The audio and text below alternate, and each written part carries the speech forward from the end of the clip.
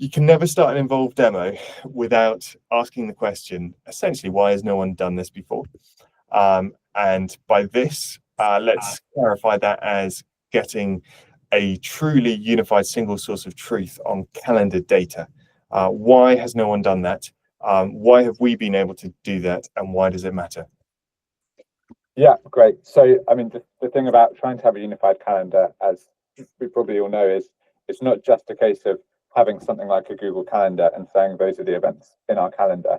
The thing is that every activity, every class, every event going on in school, behind that, there's actually a whole workflow of stuff that has to happen. So, a good example might be a trip, where actually what's involved in that is your approval process, your calendar meetings, your communication out to parents, perhaps sending out a form and getting those responses and handling responses, maybe handling some payments, dealing with the risk assessments and so on. And so you to actually have everything in one place, you need something that can do all of that, but for every different kind of event you've got going on in school.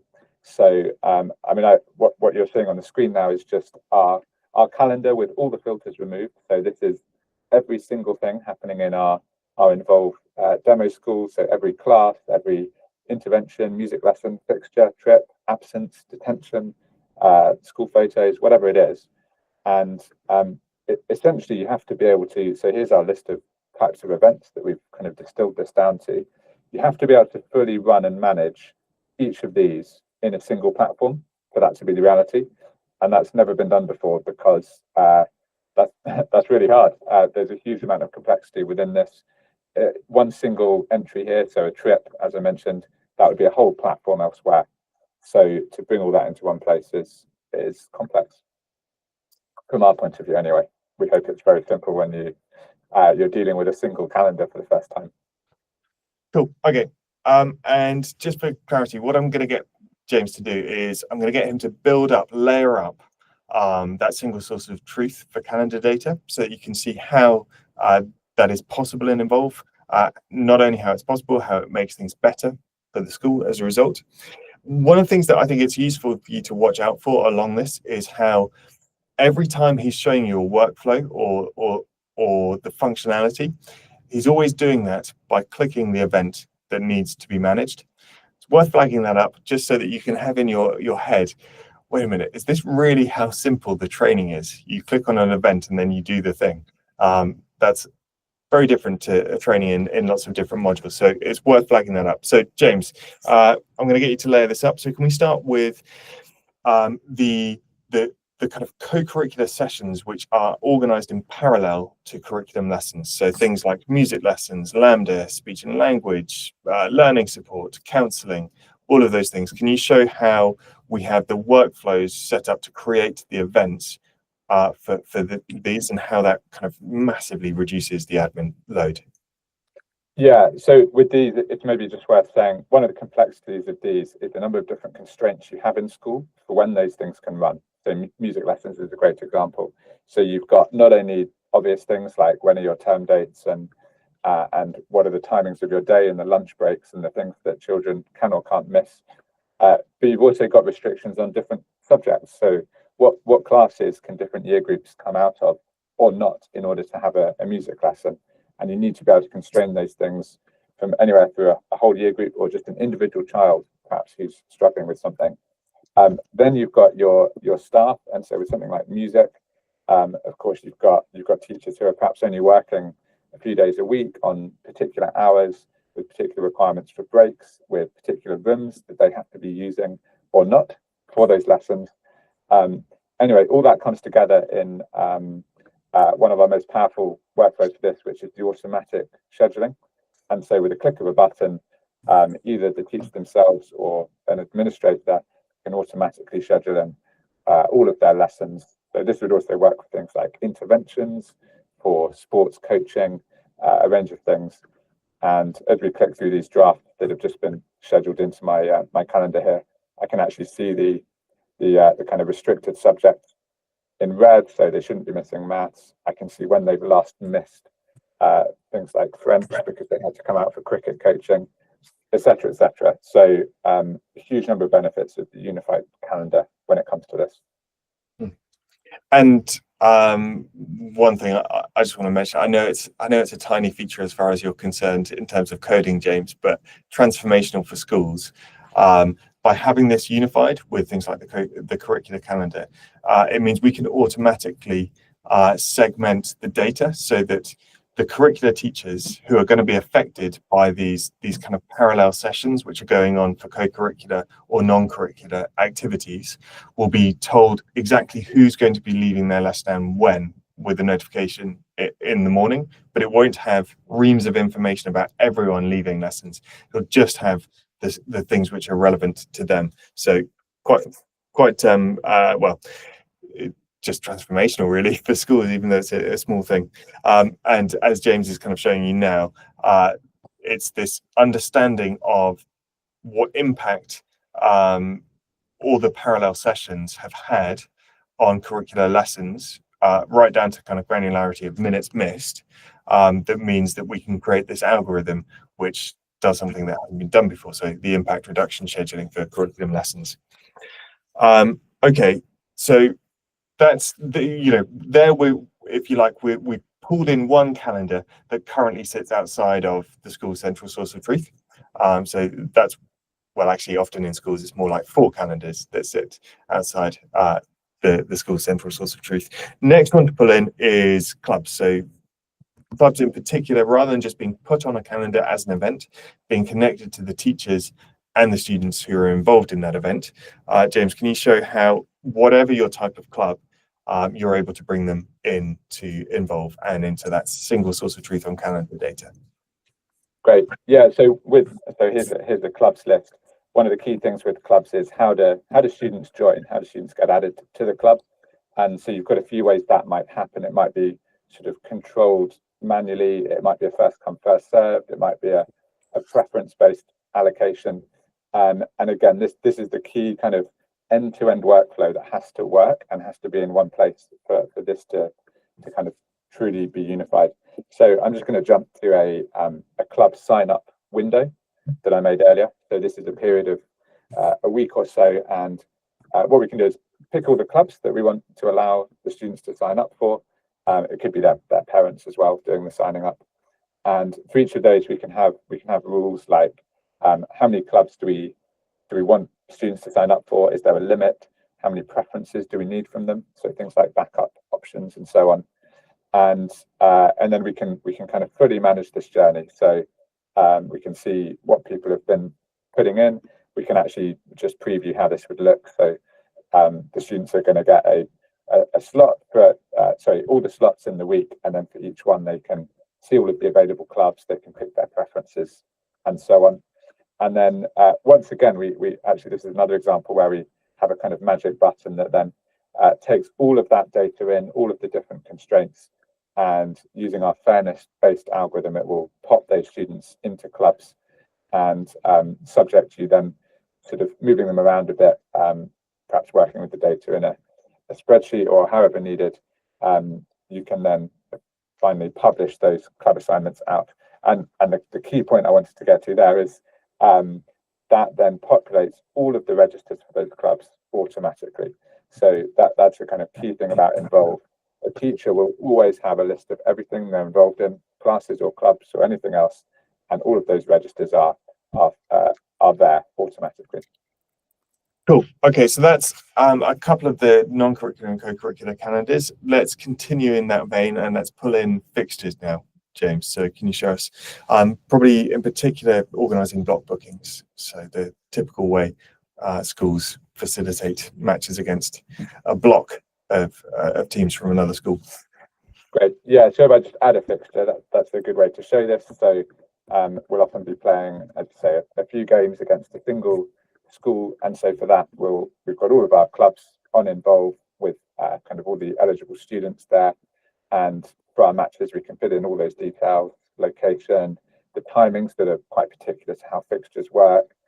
We can cover things like who's helping with the game. That could even be volunteers. We can say whether there's a catering impact. That will automatically notify relevant staff members, and then with all of that we can just double that up and say there's another game happening perhaps slightly later or at the same time, And actually, there's a third game. Maybe we're taking three of our hockey teams on this fixture. And when added, those sit in a block to make it easy to view, easy to manage and involve. And actually, if I just let me find a good example that I made earlier. So here's three fixtures that are in a block, and I can see managing these that actually one of them I haven't picked the team for yet.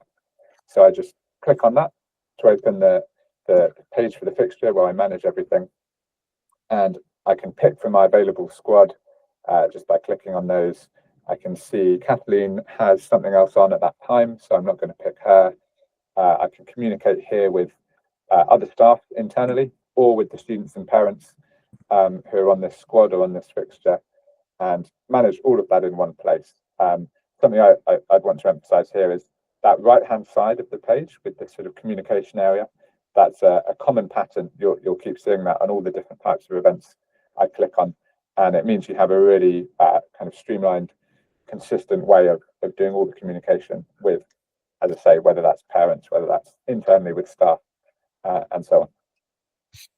Awesome. Okay, so moving on to trips, another source of huge manual effort, lots of data duplication, sometimes multiple platforms, all the way from forms, payments, and even kind of specific trip software. So can you show how we're able to bring all of that in, not just one element, but all of that into one place, and even have the communication about a trip in the trip itself? So yeah, once again, we just click on that trip event that's here. And I mean, with trips, you actually have that kind of workflow visible that we've been talking about. So this is a configurable workflow that helps you to kind of run the process that you want to for your trips. And so within this one place, you will have everything from the initial approval processes, so putting in the details about the trip being proposed and getting that internal approval, through to contacting parents, gathering interest, putting the trip out on the calendars, managing who is involved, and within that, seeing all those things like medical notes and other kind of information and availability tagged on those students. Perhaps running more kind of official forms and payments through this. So we have a full kind of forms tool and full payments tool right within this. So here's our info about kind of allergies and things that's come back for this trip. And we've got one place to manage all those documents like medical and risk assessments, all in the context of this trip. And as Ross says, this is another one where on the right-hand side, we've got our communications. So whether that's about one of the forms that's been sent out with a parent, whether that's the initial internal approval, and we just want to tag some other members of staff and bounce things around before we send it out to parents. All of that is done in this kind of single area on the right here. So again, really kind of centralizes everything into one. Cool. And so it's worth saying at this point, this is the first ever time a school is able to have a unified single source of truth for student calendar data. We'll move on to parents and staff in a second, but for students. So James, can you show something which obviously sounds quite basic, but hasn't actually been particularly possible before, which is locating a student and them actually being where the system says they are? Yeah, so actually, I mean, this is one of my favorite features, which is we can just do a search from anywhere on Involve. And if I just start typing a student's name, I could look for teachers and clubs and things this way as well. Here's a student I know about, Abjit. If I hover on his location pin here, I can see that he was meant to be in a geography class, but actually he is in a cello lesson, which overlaps with that. And I can see he's been marked present for that. So I can pinpoint where he is. I've got that live attendance status. And of course, if that changes in a few minutes, this will also change to reflect that. And yeah, you can see I can do that for any of the students in school.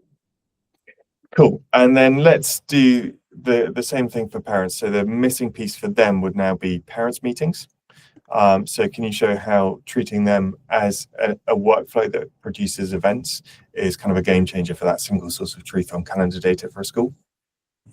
Great. So I'm just jumping to another one we made earlier. This is quite similar to club signups, actually, you'll see. So when we put in, so this is the parents' evening itself, and this could actually span multiple dates, but we'll do one on a single date. So we've got all of the kind of classes and subjects and and teachers within those subjects for the year groups we've selected, and we can obviously pick which of those are involved in the parents' evening. That's then going to automatically notify all the relevant parents who will be able to come on to Involve, and here I can kind of monitor who's signed up, whether they've signed up for in person, or if we're offering it as a school, perhaps an online appointment, all of which can be run through Involve. And parents then can book their appointments either with a classic kind of grid of time options, or they can just say who they'd like to meet, and we'll book them in at the best possible times. One of the really neat things with parents' evenings is that because we're running off of a genuine unified calendar, firstly, they're only going to be able to book times when teachers are actually available. So if a teacher has a half-hour appointment for something else, those times aren't going to be available to parents.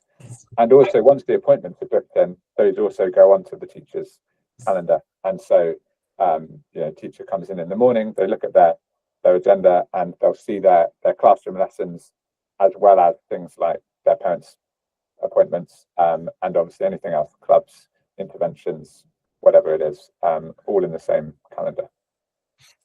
Cool. Okay, so we've now built up this single source of truth for students and for their parents. Now we need to do the same for teachers. So a couple of things missing to kind of complete the puzzle. So can we start with, how do you get duties into here? It's pretty complicated. Most people end up reverting to a spreadsheet. So the workflow has to be better than a spreadsheet. So how is this better than a spreadsheet? Yeah, so we just start by looking at how we put duties in. So main type of duty would be something like a lunch or a break time, possibly even subdivided into different duties. But we've also got things like detentions and perhaps even wider registration type events. But yeah, when we put in one of these duties, which we can set to run for the whole year, or kind of varying on a different schedule, what that will do is it will feed into our duties management, where we'll see all of those different things split out into different days of the week across possibly a 1 or a 2 week timetable. And what makes this really powerful is, firstly, we can manage how many teachers do we require on each of these duties, and we can quickly draft changes to who's assigned to different things, and kind of manage those drafts and then publish those out. And again, the key thing is, when we publish a duty assignment, we say these people are doing lunch breaks from next week onwards. That actually goes onto their real calendar, their real timeline, and so everyone knows exactly what they're kind of managing, and you have this central oversight of who is covering what and where do we have any gaps. Cool. And so this is a point where we've got all of the teachers' calendars in one place, and so something that becomes kind of quite amazing here is cover. And and this is basically the first time you can tell whether a teacher absence has an impact on more than just curricula. So you can see the full impact: curricular, non-curricular, co-curricular, whatever it is. So James, can you give us a sense of that, please? Yeah. So adding an absence for a staff member, really straightforward. They'll just pop in an absence request into the calendar 1 or more days with all the details needed, and that kicks off one of our other workflows, where someone may need to approve that absence before it's fully confirmed. But yeah, where this really comes together is if we look at what happens when we approve one of those absences. So here's an example with the teacher we were looking at earlier, and if we publish that absence, the Involve finds all of the activities in the day. So this is it's learning support, it's music lessons, it's classroom lessons, all of the things which might need cover, and it recommends those here. So we can check these, we can confirm which ones we're going to need cover for. We can actually do those cover assignments here, and in doing so, we can see who's available. We can see the weekly and the year-to-date utilization for the other staff members, so that we can do that in a fair way. And we can even do things like split the cover. So if it's a challenge to find someone for that whole slot, we can split this lesson in two, or maybe we'll do it like this, and then we can assign someone for the first half and the second half. So going into some detail here, but yeah, cover management really does become simple when you've got all of those different activities actually captured in one place. And just giving a little bit of a sense of the level of insights that you unlock. So we kind of referenced them there, James, with the utilization versus contract time. Can you just kind of show where that's pulled from? Yeah, so if we look at the insights on one of these teachers directly, we can see we're tracking all of their contact time each week. Here's a week where they're overutilized. In fact, we've got that broken down by those different types of things, whether it's lessons or co-curricular, non-curricular, and then we've got the same data for year to date. So that is what's powering all of those places where you need to see that at a glance and compare it across different staff members. Okay, so that kind of completes the bringing together of the single source of truth on calendar data. Probably worth just saying a little bit about why we don't have a separate, well, we don't have any modules, but why don't we see room booking as separate to the calendar system, James? And yet this will ultimately replace any room booking systems you have. Yeah, great. I mean, I think we would say being able to book rooms is just a part of any unified calendar. So it cannot be and shouldn't be treated as a separate module or platform. So, I mean, for one thing, we've got all the rooms data as part of your classroom timetable, for example. So just plugging into Involve means you've got views like this of how your different rooms are utilized. But more than that, all of those additional co-curricular, non-curricular, all those other meetings and things, they're all going to have rooms set either automatically or as you add things. And so that means, for example, when you're adding in a further lesson or event, you'll see all of your rooms, you'll see the capacities on those, you'll see which ones aren't available to book into at a particular time. And so all of that is just handled. But yeah, it's very much not a separate module because it just has to work all together. Awesome. Okay, so that's the calendar. Obviously a huge part of what Involve unlocks for schools. Definitely the foundation to a school being able to kind of enjoy operating in a systematized way. James, there's another kind of pivotal part to Involve, which we call pods, and I'm hoping you're going to be able to explain why pods are a thing and why it matters. Great. Yeah, I mean, one of the big issues with existing platforms is the way different types of people and different groups are treated as completely different things. Whereas on Involve, one of the reasons we've been able to create this thing that gives you all the functionality you need on all these different areas is because we've generalized this idea. So a pod is any combination of students and staff. So it could be a single student with their music teacher. It could be your chemistry class. It could be a whole year group. It could even be the whole school. The whole school is a pod as well.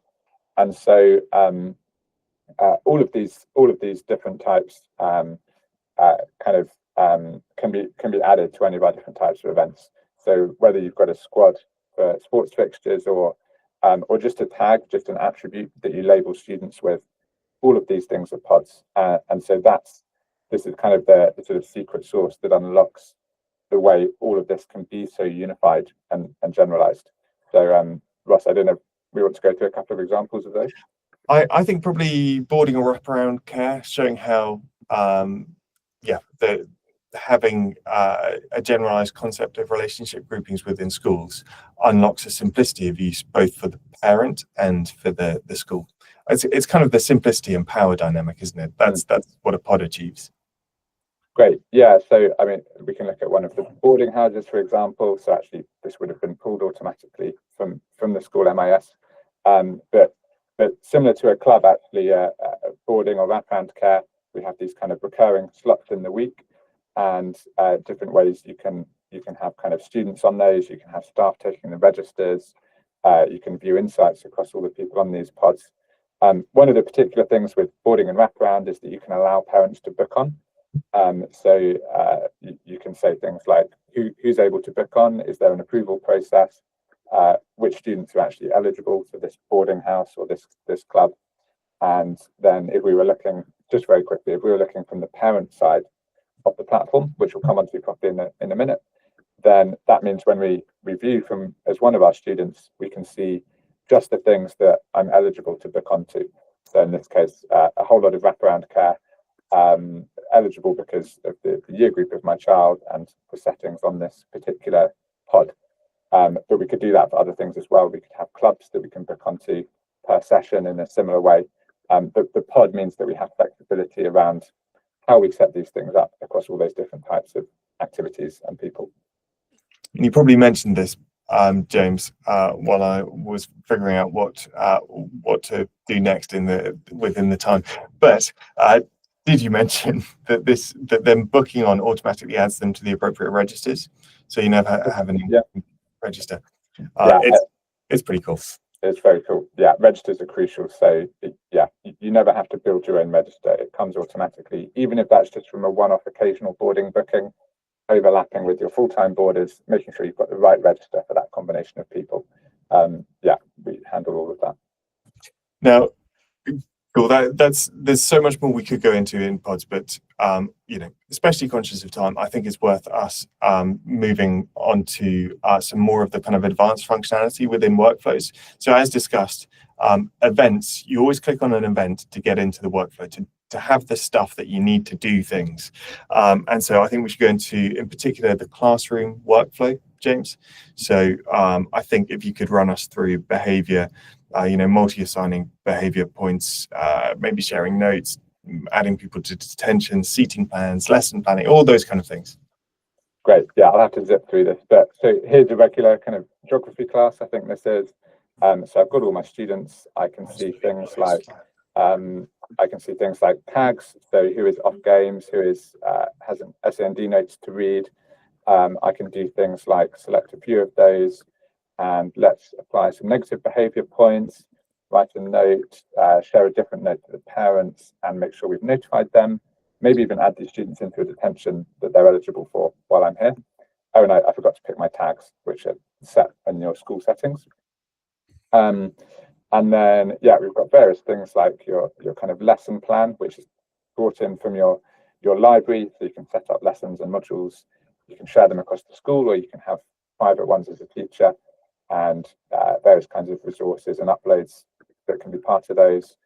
Of course, we've got things like seating plans and that way of kind of viewing and managing your classroom, and all the other kind of features you'd have on our events. So things like forms and so on are also available on Classrooms. I think you also mentioned, so assignments or homework are obviously a really big one for Classrooms. And while we can pull that in automatically from things like Microsoft Teams, you can also set, wrong button.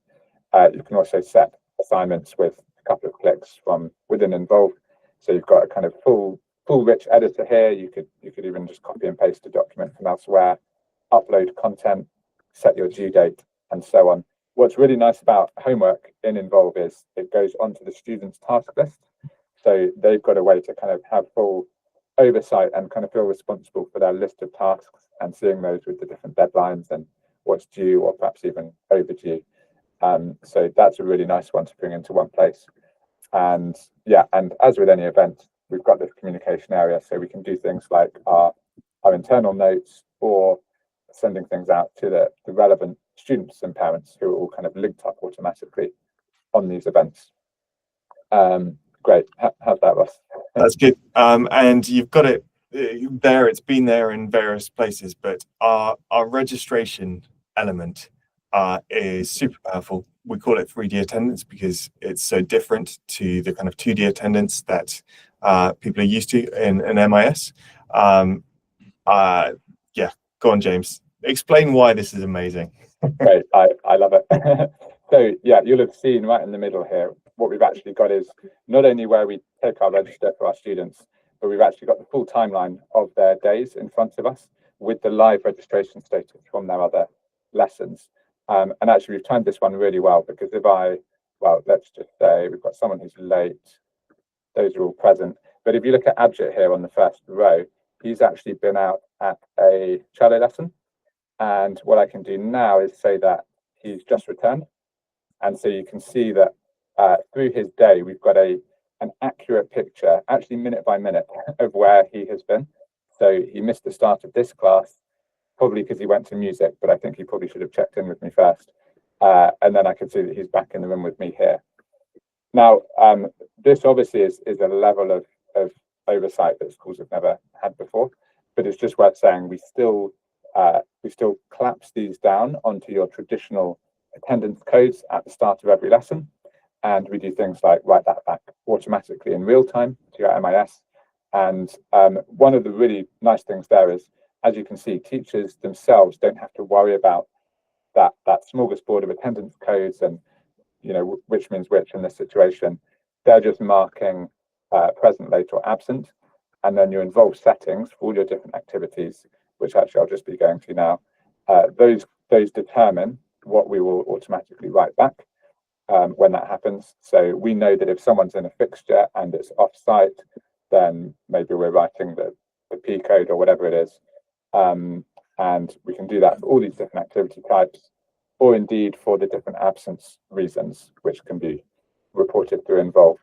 And so you've got accurate attendance data, you've got more detailed oversight on where people are, and you've got a simpler job for the teachers in the kind of busy classroom environment. So yeah, that's what we call 3D attendance. And it's worth saying you can also configure notifications depending on how long you're happy to lose children for. I like it when you say it like that. Yeah, if we just scroll down there. Yes. Okay. Thanks, James. Good effort on running through that. I am going to try and whiz through the parent side. Okay, so on the homepage, you have the kind of news feed that's coming in. So this is actually amalgamated across all my kids. So this is notes, updates, even pictures, for which we have a very cool thing. So our automatic face blurring for students whose parents haven't given photo sharing permissions. So yeah, we use our AI facial recognition algorithm for that. Worth saying on this that also anything that you're waiting on the parent to do, so things like forms to be filled in, parents meetings to be booked, payments to be made, anything like that will go into their task list. And so they'll never have that question of what was it that I was meant to be doing for the school. As you can see, I've got my kids along the top. I'll show you in a minute what it looks like to kind of drill down into each one of them. But for now, I'm going to go to the school section. So I've got the school calendar. I can even filter that if I want to be a power user parent. I've got the handbook, so with just the kind of articles which are relevant to me and my children. So not the entire database of policies and processes, but just the ones which are relevant to me. Those are easy to keep updated. You can even message into the school, and you can configure lots of different reasons. Now this is really cool because it will then route it in the right direction to the relevant members of staff. So you can say, here's a reason, and when it's this reason, these are the staff members who are appropriate to deal with it. It stops that kind of like congestion of incoming messages and trying to figure out who to pass that on to, who needs to respond. So that's quite cool. Then we've got reporting absences. So this can be done in advance, or I'll give you the example of kind of most common. So, Ben is ill today, and therefore I'm wanting to kind of report that absence. We'll keep you safeguarding compliant. So you make sure you're collecting details of who's going to be supervising the child, get the reason and the confirmation, and then that will ping a notification into whoever you've set up to receive those, to check those over, to check that the correct absence code is being applied to that event, so that it can be then kind of approved to be written into the calendar, which means that any teachers will be able to see if that child is going to be missing from their lessons. Going back to the kids and being able to drill down into the details, if I want to go in depth, so I can see each of my children's timelines, I can see that in a calendar view as well. This is the kind of bookings page, as James showed earlier. If I want to book them onto anything, whether it's wraparound care, flexi boarding, or anything else. I can see, well, depending on what you've shared as a school, I can see behaviour and wellbeing. I can see the assignments that he's working on, or rather that are overdue, and then I need to have a little word with him. See the goals that are being worked towards, and I can even see any clubs which are available or that he's joined up to. And depending on those club settings, as James was showing you on the other end, I'll be able to sign him up to those clubs myself. That was a pretty good whistle to stop tour, I think, of the parent app.